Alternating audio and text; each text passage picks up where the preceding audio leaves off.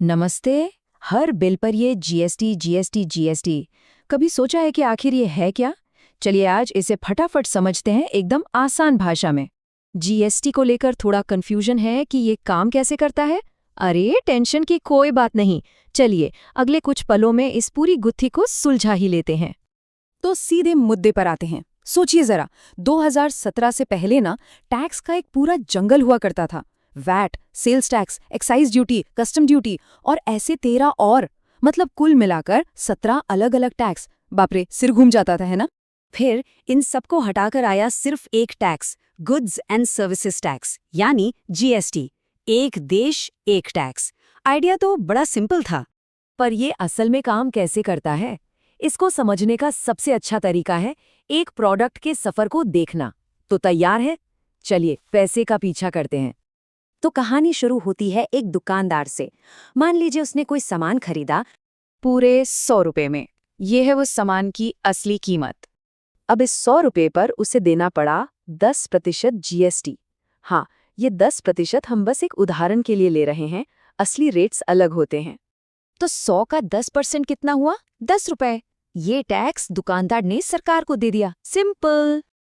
अब भाई बिजनेस है तो मुनाफा तो कमाना ही है, सही बात है ना। तो दुकानदार ने अपना प्रॉफिट जोड़ा और उस सामान की कीमत तय कर दी 150 रुपए। अब दुकान पर एक ग्राहक आया और उसने वो सामान 150 रुपए में खरीद लिया। लेकिन रुकिए, ग्राहक को भी इस नई कीमत पर 10% जीएसटी देना होगा। और 150 रुपए का 10% होता है 15 रुपए। तो ग्राहक ने दुकानदार को कुल 165 रुपए दिए, जिसमें 15 रुपए टैक्स के हैं। अब आता है कहानी में ट्विस्ट। क्या दुकानदार ग्राहक से मिले ये पूरे 15 रुपए सरकार को दे देगा? सोचिए सोचिए। नहीं, बिल्कुल नहीं। और यहीं पर एंट्री होती है जीएसटी की असली सुपर पावर की, जिसे कहते हैं इनपुट टैक्स क्रेडिट, यानी आईटीसी। आईटीसी नाम थोड़ा मुश्किल लग सकता है, पर काम बहुत आसान है। इसका मतलब है उस टैक्स पर छूट जो सामान पर पहले ही चुका दिया गया है। याद है वो 10 रुपए जो दुकानदार ने शुरू में दिए थे? बस वही है ये। और ये एक बहुत बड़ी सिरदर्दी को खत्म करता है, टैक्स पर टैक्स लगने वाली प्रॉब्लम को।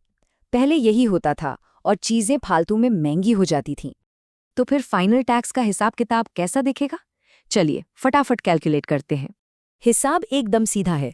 दुकानदार ने ग्राहक से टैक्स लिया 15 रुपए। इसमें से वो 10 रुपए घटा देगा जो वो पहले ही दे चुका है। तो बचे कितने? सिर्फ 5 रुपए। बस यही 5 रुपए उसे सरकार को देने हैं। देखा कितना आसान है। हाँ, एक बात और जान लीजिए, हर चीज पर एक ही रेट से टैक्स नहीं लगता। भारत में अलग अलग टैक्स स्लैब हैं, जैसे 5% और 18%। जो जरूरी सामान है उस पर कम और लग्जरी चीजों पर ज्यादा।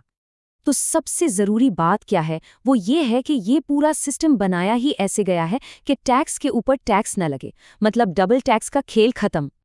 तो सिस्टम तो अब पहले से काफी सरल हो गया है।